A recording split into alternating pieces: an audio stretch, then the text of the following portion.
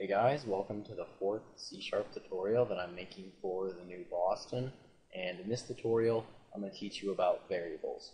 So all you're going to need for this tutorial is a button, and once you have it on your form, just go ahead and double click on it. Alright, so I'm sure you've heard about variables before, and a variable is basically just a placeholder. It basically just holds the value of something, and then you can access it by simply typing the name of the variable. So the first step in creating a variable is typing the type of variable that you're going to create.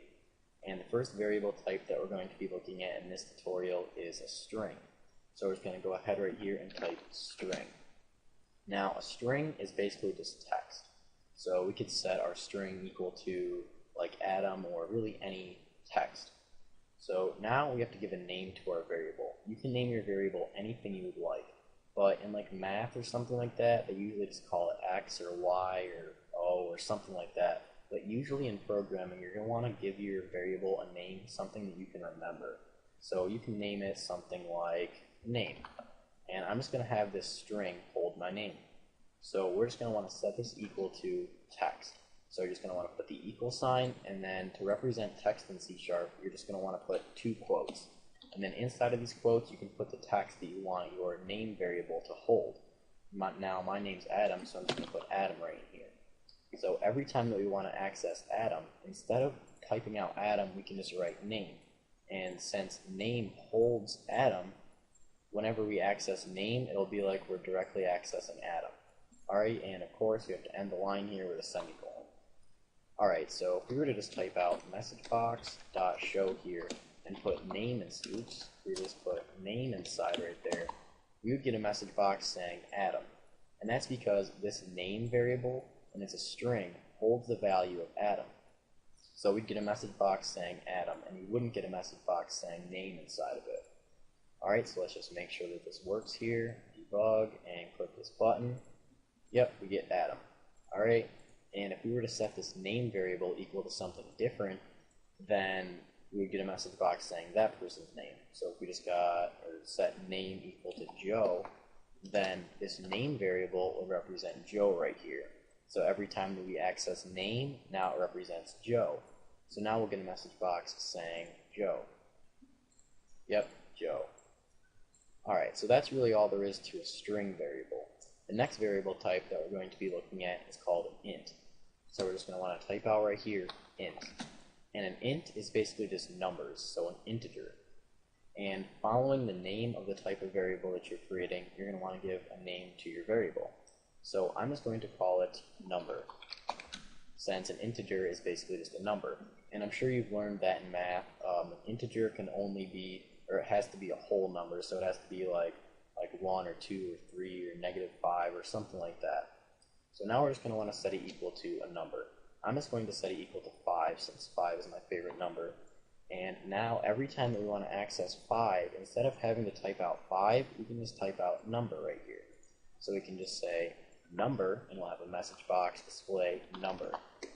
Now, since number is not a string or text, and this message box calls for us to pass through a string, we're going to have to use the toString. So we're just going to want to type right here .toString. And toString will basically just convert this number right here, or this int, into a string so that we can access it or have it be displayed inside of a message box.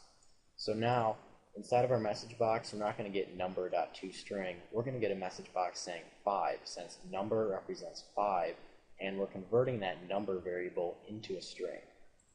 Yep, 5. Perfect.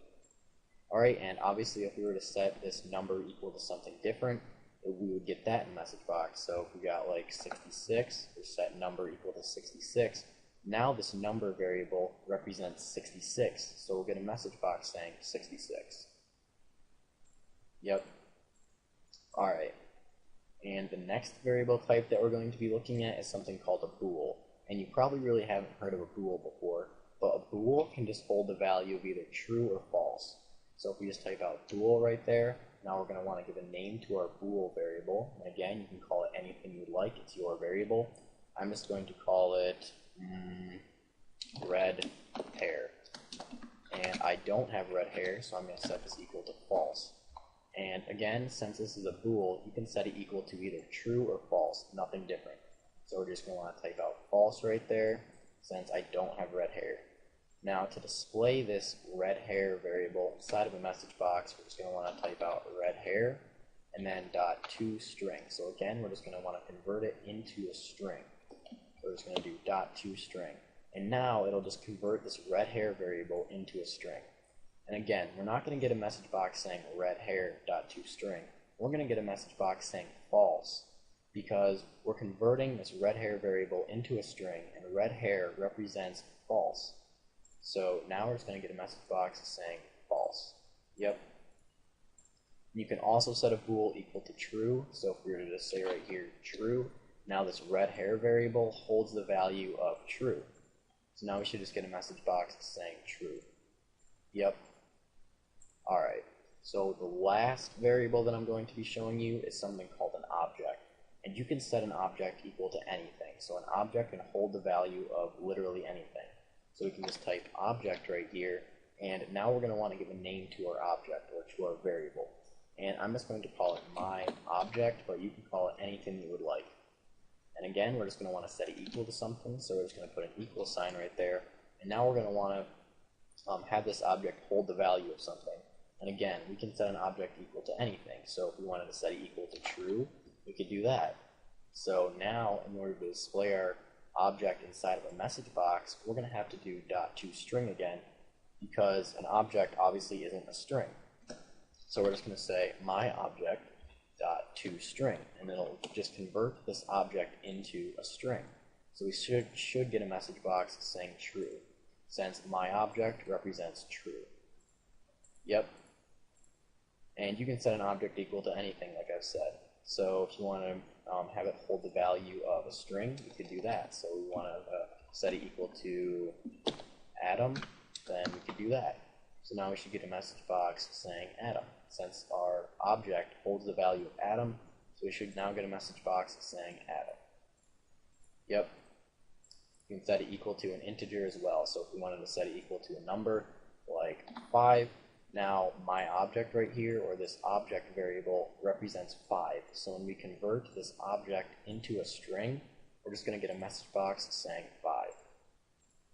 Alright, yep, perfect. Alright, so that's pretty much it for this tutorial on using variables. So, see you guys.